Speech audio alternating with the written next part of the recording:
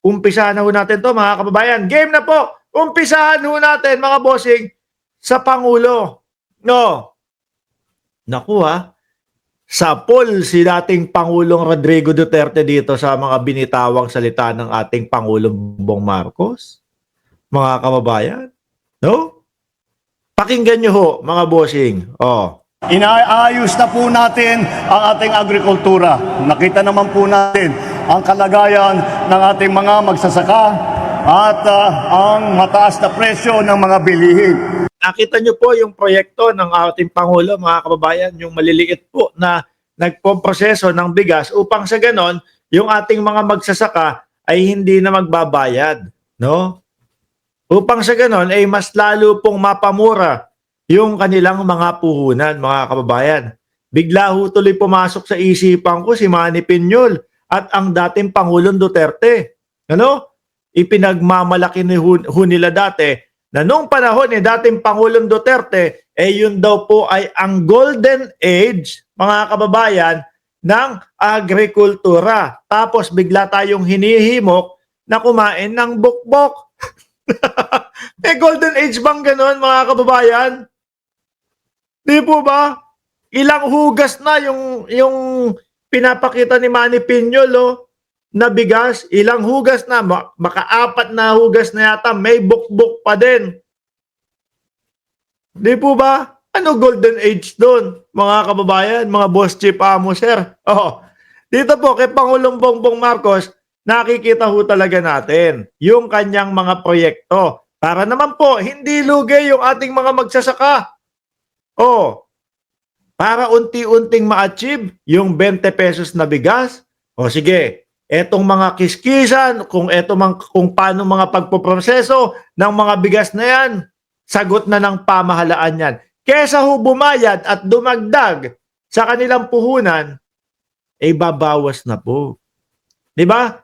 Kaya lang po, yung mga kampon Duterte, mga kababayan, unang-una na po, si Inday Sara Duterte hindi mapakali.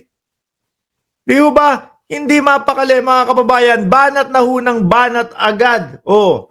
Kailan kaya? Hanggang kailan tatagal yung pag-aabono ng gobyerno ng Pilipinas? Yung isa, yung nandun sa Seminay. Yung ipinakita ko sa inyo. Ano sabi? Lugi daw po.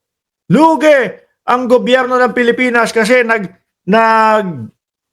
abono ng 13 pesos. Saglit lang. Kanino ba inabono yung 13 pesos? Sa iba ba? Sa incheck ba? Hindi naman ho, mga kababayan. Inabono din po para doon sa mga makakatanggap ng 20 pesos na bigas. No? Para hanggat wala pa talagang solusyon na 100% na bumaba ang presyo ng bigas, kahit pa paano, 20 na ang binabayad. 20 na lang ang ibinabayad ng mga DDS na araw-araw ho na nagpapakategi, nagpapakamatay sa 20 pesos na bigas. Sila lang din ho ang pipila dyan eh. Di po ba? O eto, may banat ang Pangulo kay dating Pangulo. Kaya kailangan po natin ayusin. Ngunit, ang nadatnan po namin ay ang isang agrikultura na napakahina po. Ngayon, kaya ginagawan po namin ang paraan. Ngunit ang nadatnan namin ay isang agrikultura. Tama ba ako ng pagkakarinig? Medyo humina napakahina. Sino po ba yung mga nandyan dati? Di ba ang dating Pangulong Duterte, mga kababayan? At ang pinagmamalaki nila na golden age na punong-puno daw ho ng bokbok yung mga bigas. Wala silang ginawa. Di ba? Tapos ang yayabang nila. Samantalang doon kay dating Pangulong Duterte, umabot ng 70 pesos ang bigas. Di ba, Maki o Kwan? Shoutout sa iyo at Eseng Mariano. Di ba, mga bossing, umabot sa kanila ng 70 pesos ang bigas. Tapos sabi ni Inday Sara Duterte, bakit ganun? No, 20 pesos lang. Una, sabi mo, binudol ang mamamayang Pilipino.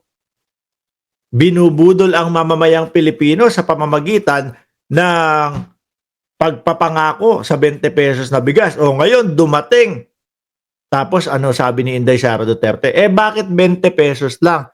Baka nakalimutan mo, Inday Sara Duterte, no? Aming Vice Presidente.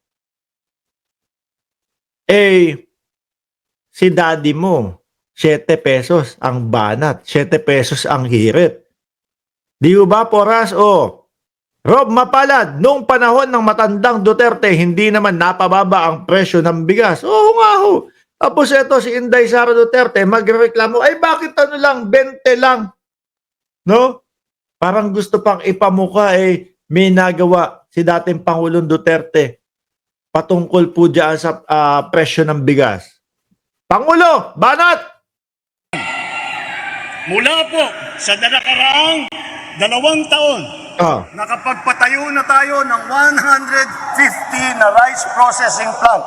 Ayan yung sinasabi ko ho sa inyo.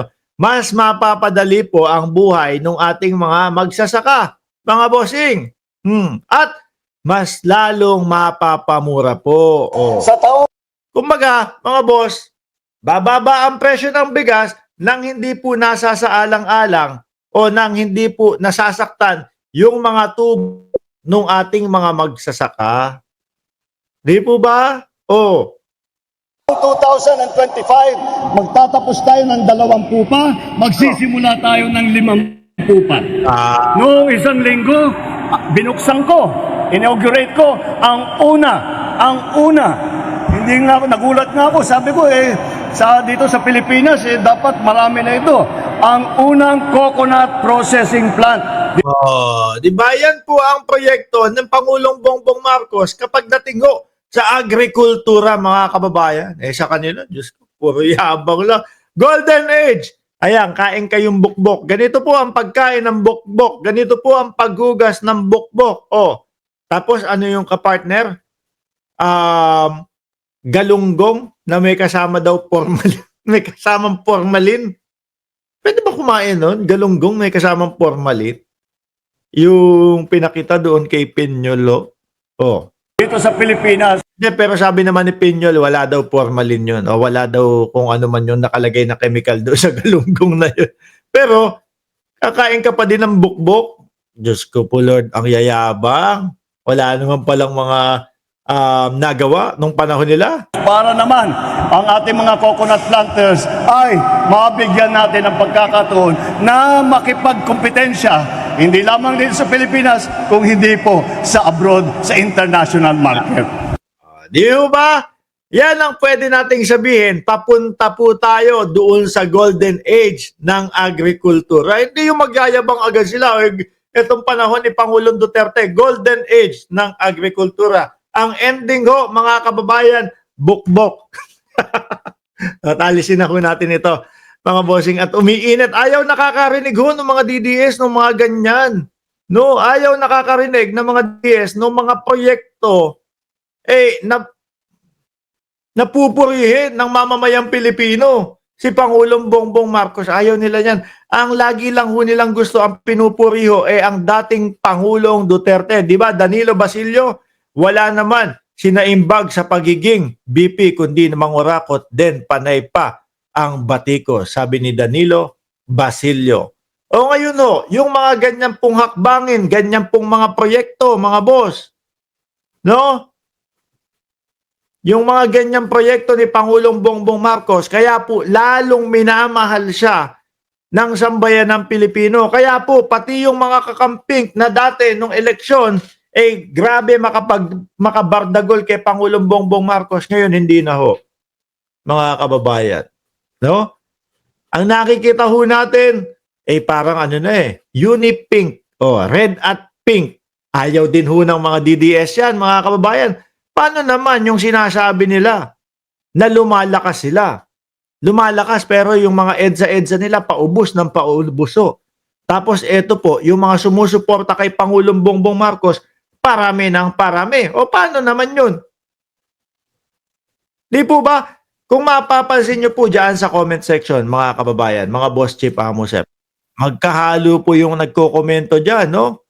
Meron po mga mangilan-ngilan na mga DDS. Makikita mo naman kung ano yung mga DDS dyan. Iisa lang yung mga kinokomento nila. Adik ka, bangag ka, bayaran ka. Paulit-ulit lang hong ganun yun. No?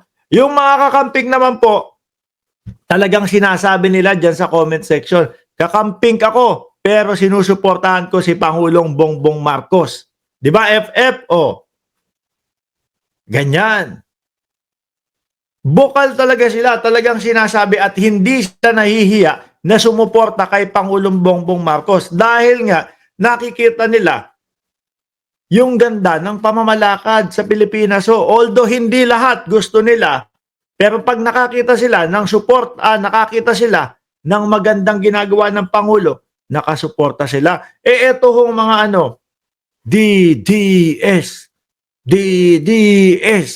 etong mga to, sila pa po ang nagpapabagsak sa ating Pangulo sa pamamagitan po ng kung ano-anong mga iniimbento na makakasira po kay Pangulong Bongbong Marcos.